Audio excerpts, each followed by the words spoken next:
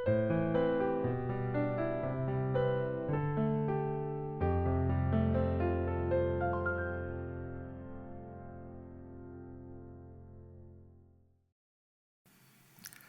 2일) 수요일 새벽입니다. 하나님께 감사의 기도를 드리며 매일 주심 기도에 시작하겠습니다. 하나님 아버지, 오늘 이 새벽도 어린아이의 심정으로 주님께 나왔습니다. 갓난아이처럼 신령한 젖을 사모하는 마음으로 주님께 나아갑니다.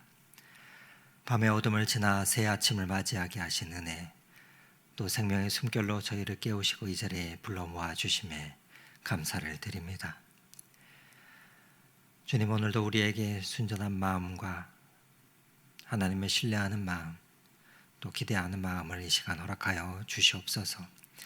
새로운 하루의 첫 시간을 주님께 올려드리며 나아갈 때 오늘 말씀도 내게 주시는 말씀으로 삼게 하여 주시고 그 말씀을 의지하여 이 하루를 살아가게 하여 주시옵소서. 사랑의 하나님 아버지, 우리는 다 하나님 앞에 어린아이들입니다.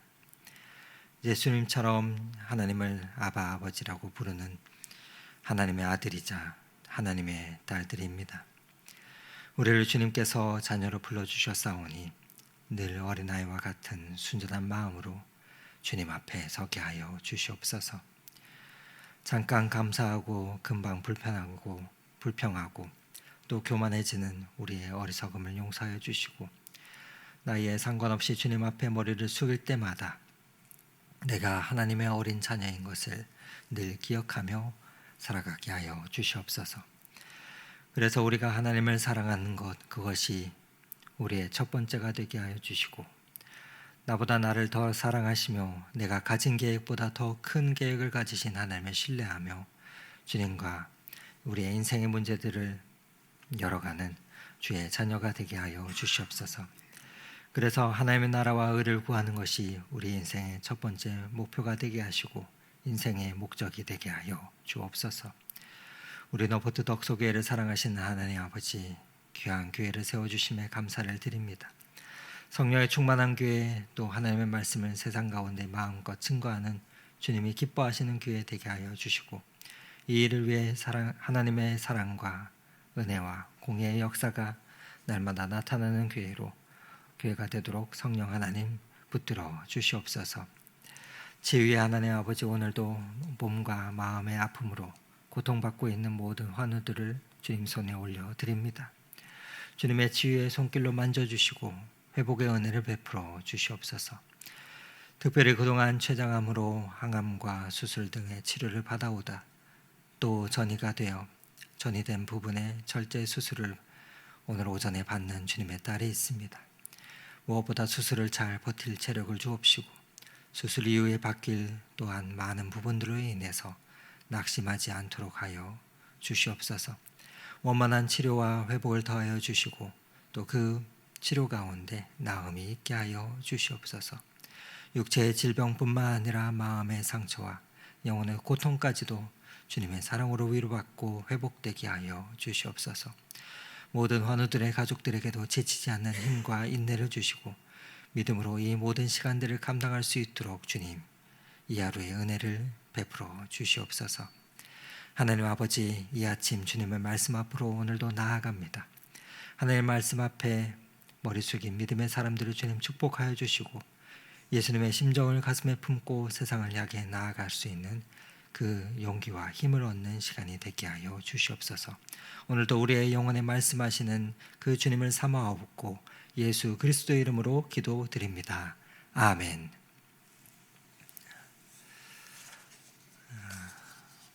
오늘 우리가 함께 은혜 나눌 하나님의 말씀은 누가복음 18장 15절에서 30절의 말씀입니다. 15절에서 30절의 하나님의 말씀을 저와 여러분이 교독하도록 하겠습니다. 사람들이 예수께서 만져주심을 바라고 자기 어린 아기를 데리고 오매 제자들이 보고 꾸짖거늘 예수께서 그 어린 아이들을 불러 가까이 하시고 이르시되 어린 아이들이 내게 오는 것을 용납하고 금하지 말라. 하나님의 나라가 이런 자의 것이니라. 내가 진실로 너희에게 이르노니 누구든지 하나님의 나라를 어린아이와 같이 받아들이지 않는 자는 결단코 거기 들어가지 못하리라 하시니라. 어떤 관리가 물어 이르되 선한 선생님이여 내가 무엇을 하여야 영생을 얻으리이까? 예수께서 이르시되 내가 어찌하여 나를 선하다 일컫느냐?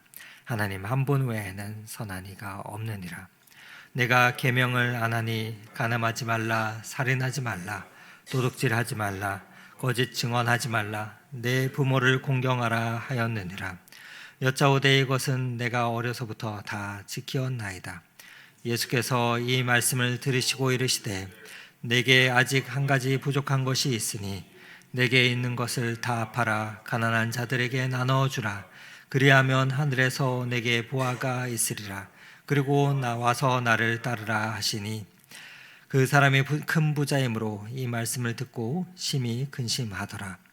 예수께서 그를 보시고 이르시되 재물이 있는 자는 하나님의 나라에 들어가기가 얼마나 어려운지 낙타가 바늘귀로 들어가는 것이 부자가 하나님의 나라에 들어가는 것보다 쉬우니라 하시니 듣는 자들이 이르되 그런즉 누가 구원을 얻을 수 있나이까?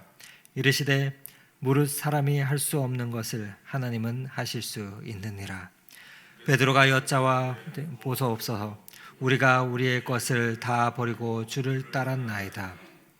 이르시되 내가 진실로 너희에게 이르노니 하나님의 나라를 위하여 집이나 아내나 형제나 부모나 자녀를 버린 자는 현세의 여러 배를 받고 내세의 영생을 받지 못할 자가 없느니라 하시니라. 아멘. 아멘.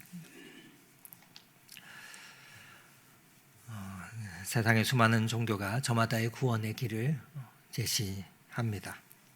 구원의 방법에 따라서 종교는 크게 두 부류로 나눌 수가 있게 되는데, 하나는 선행이나 진리의 깨달음 등과 같은 자신의 노력으로 구원을 받을 수 있다고 가르치는 종교가 있습니다. 그리고 또 다른 하나는 자신의 노력으로는 결코 구원을 얻을 수 없기에 절대자, 즉 우리를 구원하는 그 구원자가 필요하다고 믿는 종교입니다. 오직 기독교만이 이 두 번째 경우에 해당합니다. 그런데도 안타깝게 많은 기독교인들조차도 이 진리를 온전히 이해하지 못하고 있을 때가 있는 것을 발견하게 됩니다. 우리 중에는 내가 교회에 열심히 다니면, 또 내가 교회에 많은 봉사들과 헌금을 많이 하면, 아니면 내가 죄를 짓지 아니하면 하나님께 인정받고 영생을 얻을 수 있다고 생각하는 분들이 있을지 모르겠습니다. 오늘 본문에 등장하는 부자 관리도 이와 같은 생각을 가지고 있었습니다. 그래서 이렇게 예수님께 묻지요. 선한 선생님이여 내가 무엇을 하여야 영생을 얻으리이까? 하고 말입니다. 그는 자신이 무언가 해야 영생을 얻을 수 있다고 생각했습니다. 오늘 말씀은 이 영생이 우리의 행위가 아닌 하나님의 선물임을 분명하게 가르쳐 줍니다. 이 놀라운 진리의 말씀을 통해서 우리가 다시금 기억하며 감사와 기도의 제목을 얻는 이 아침이 되면 좋겠습니다.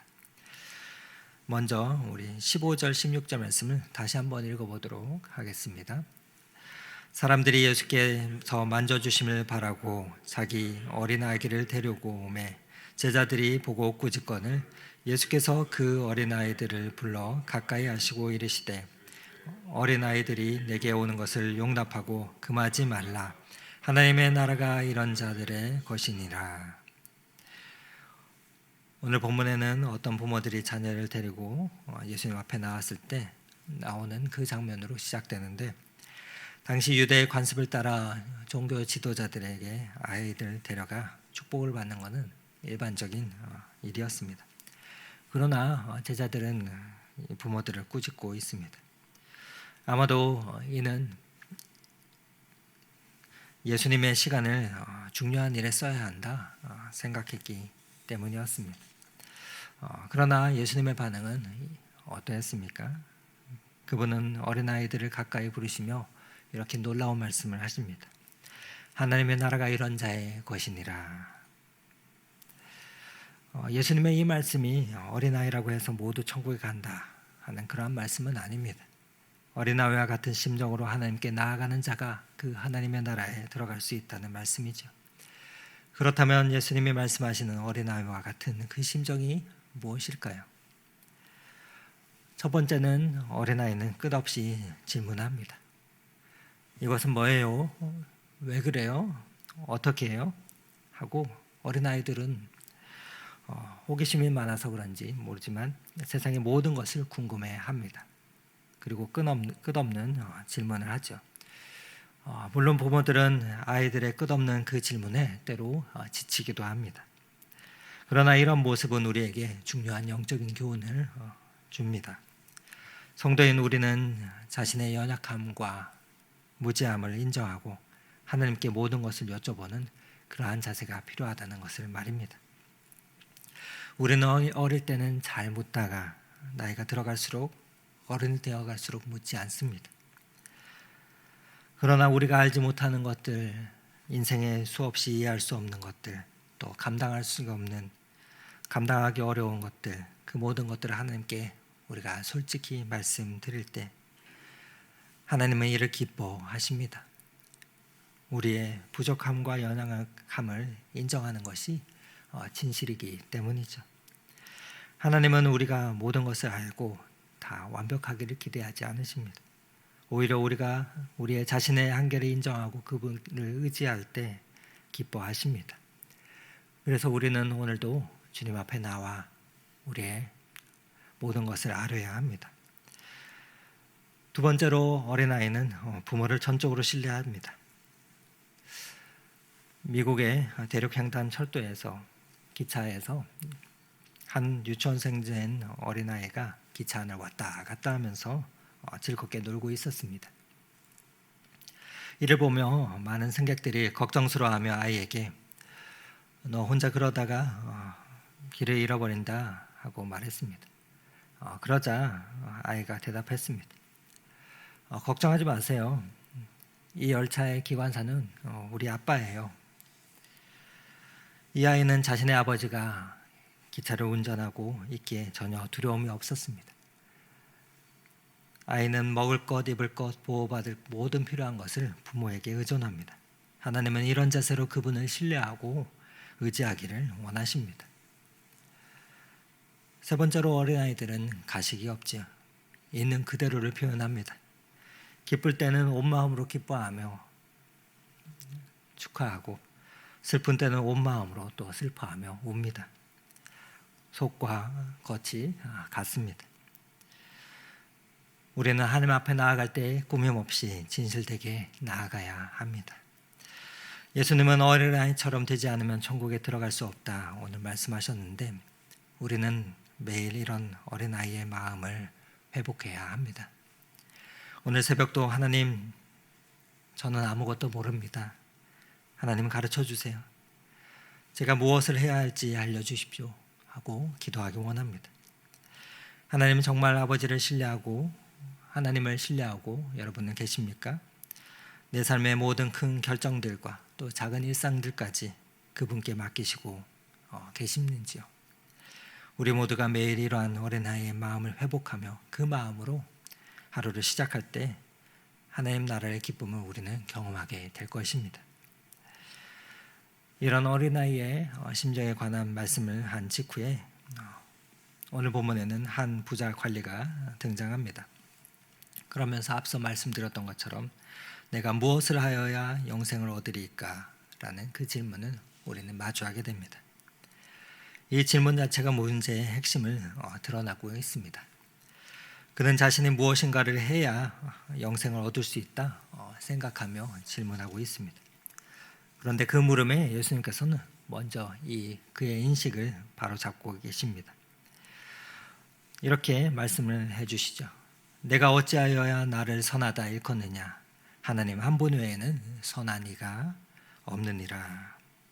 19절 말씀에 그렇게 말씀하신 예수님은 예수님이 선하지 않는다 하는 그 뜻이 아니라 이는 진정한 선함의 기준을 우리에게 말씀해 주고 있는 것이죠.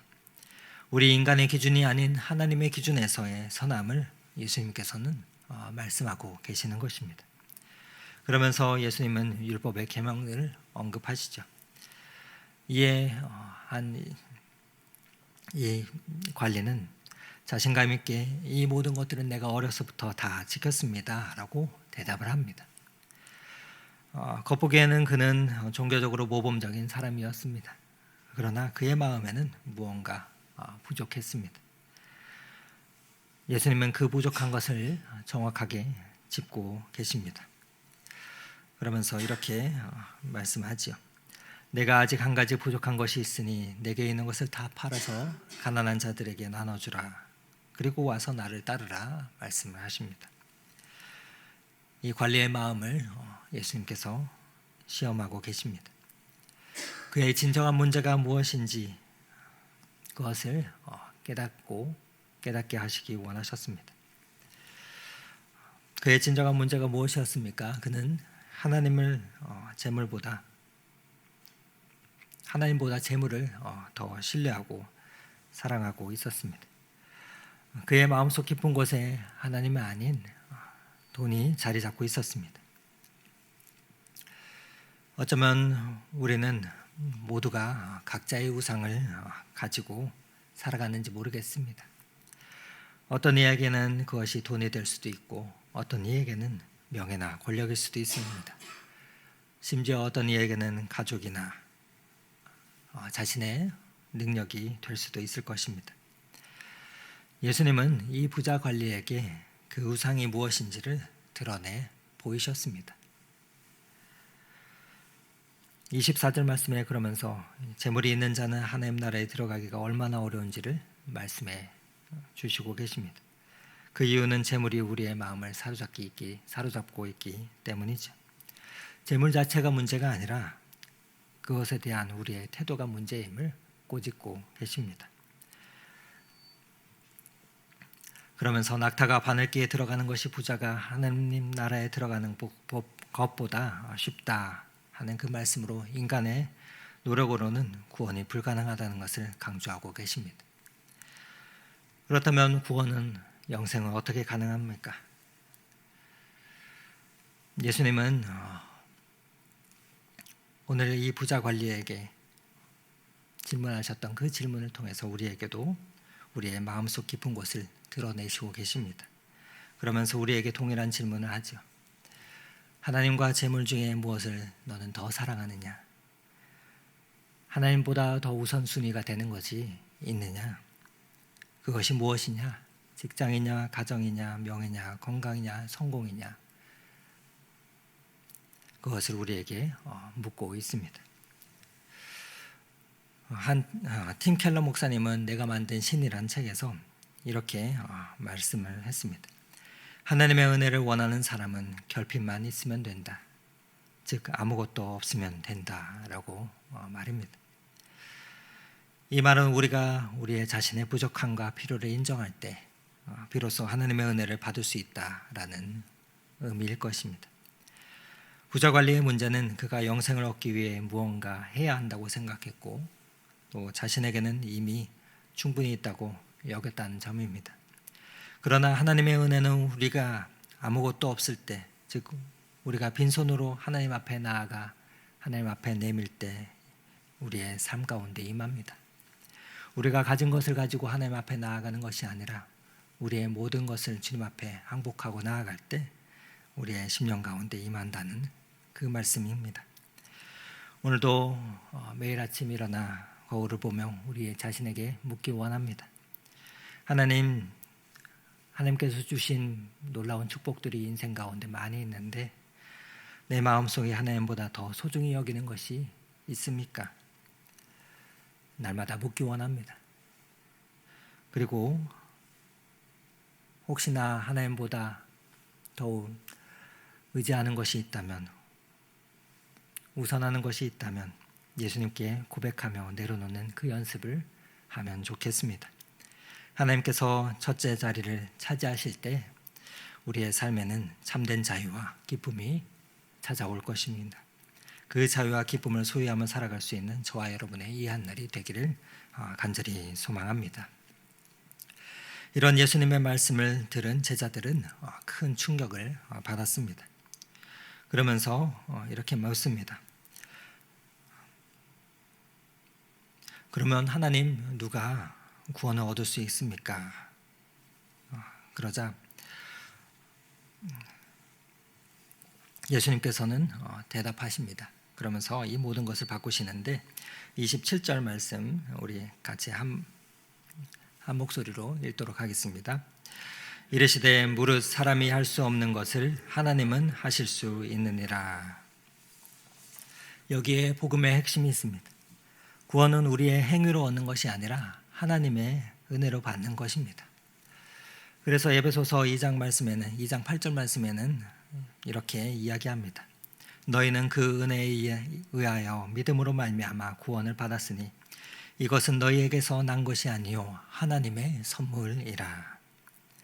이것은 너희에게서 난 것이 아니요 하나님의 선물이라고 분명히 우리에게 말씀해 주십니다. 우리는 아무리 노력해도 우리 스스로를 구원할 수가 없습니다.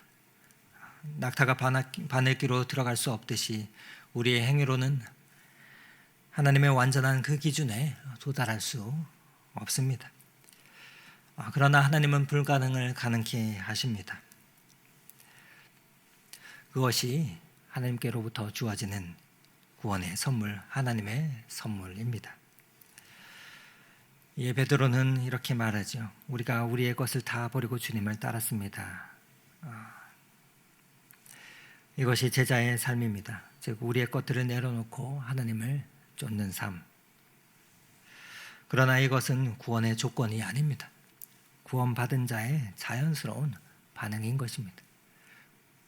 하나님께서 말할 수 없는 놀라운 선물로 우리를 구원해 주셨기 때문에 하나님께서 우리에게 우리의 인생 가운데 허락하신 모든 것들을 가지고 하나님을 섬기며 또 하나님 앞에 나아가는 것입니다. 그러한 반응인 것입니다. 우리 주님께서는 약속하십니다. 하나님의 나라를 위하여 집이나 아내나 형제나 부모나 자녀를 버린 자는 현세에 여러 배를 받고 내세에 영생을 받지 못할 자가 없느니라 말씀합니다. 즉 하나님의 나라를 위해서 포기하는 것들을 보다 더 많은 것으로 주님께서는 채워주신다 약속하고 계십니다. 이것이 복음의 핵심입니다. 인간의 노력으로는 결코 구원을 얻을 수 없습니다. 오직 하나님의 은혜로만 가능합니다. 우리는 매일 이 은혜를 기억하며 살아야 할 것입니다. 오늘 여러분은 어떤 마음으로 이 기도의 자리 가운데 나오셨습니까? 어떤 자세로 하나님 앞에 서 계십니까? 여전히 자신의 행위나 노력으로 하나님께 인정받으려 하고 계시는 것은 아닙니까? 아니면 모든 것이 하나님의 은혜임을 인정하며 감사하며 살고 계십니까? 우리의 행위가 아닌 하나님의 은혜를 깨달을 때 우리는 참된 자유를 경험하게 됩니다. 더 이상 인정받으려고 몸부림치지 않아도 됩니다. 또 그리고 실패해도 완전히 무너지지 않습니다. 왜냐하면 우리의 가치는 우리의 행위가 아닌 우리를 위해 모든 것을 주신 그 하나님의 사랑 가운데 있기 때문입니다. 오늘도 이렇게 고백하며 나아가면 좋겠습니다. 하나님 이 하루도 은혜로 살아가기 원합니다. 나의 힘과 노력이 아닌 당신의 능력을 의지하며 나아가기를 소망합니다. 이러한 고백이 우리의 하루를 변화시킬 것입니다. 사랑하는 성도 여러분, 오늘 말씀을 통해 우리는 중요한 진리를 다시금 배우게 됩니다. 영생은 우리의 행함이 아니라 하나님이 주시는 선물이라는 사실입니다.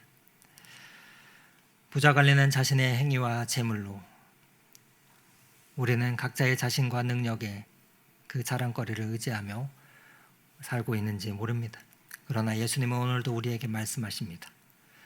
내게 아직도 한 가지 부족한 것이 있으니 하고 말씀하십니다.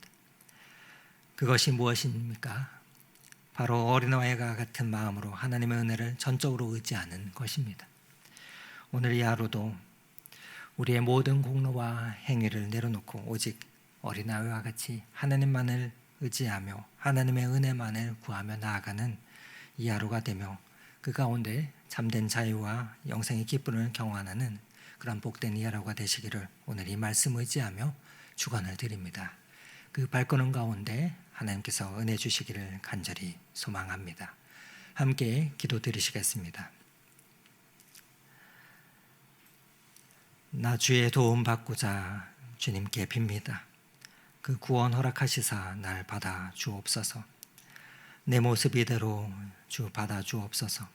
날 위해 돌아가신 주 날 받아 주소서. 하나님 아버지, 오늘도 말씀을 통해 영생이 우리의 행위가 아닌 하나님의 은혜로 주어진다는 놀라운 진리를 다시금 상기하게 하시니 감사합니다. 우리는 종종 우리의 노력과 행위로 하나님께 인정받으려 하지만 그것이 아닌 오직 예수 그리스도를 믿음으로 구원받음을 다시금 알게 하시니 감사합니다. 우리가 어린아이처럼 순수한 마음으로 하나님을 의지하며 신뢰할 수 있도록 주님 은혜를 더하여 주시고, 우리의 연약함과 무지함을 겸손히 주님께 의지하는 삶을 오늘도 살아가게 하여 주셔서 우리의 심령 가운데 혹여나 하나님보다 더 사랑하는 것들이 있다면 그것을 발견하고 내려놓을 수 있는 그 용기와 힘도 허락하여 주시기 원합니다. 그리하여서 우리의 모든 삶을 하나님 손에 맡기며 그 은혜 가운데 참된 자유와 평안을 누리는 이 한날이 되게 하여 주시옵소서. 그 은혜로 우리를 인도하시는 우리의 구원자 되신 예수 그리스도 이름으로 기도드립니다. 아멘. 계속해서 우리의 구원자 되신 주님 앞에 우리의 기도 제목을 가지고 나아가도록 하겠습니다.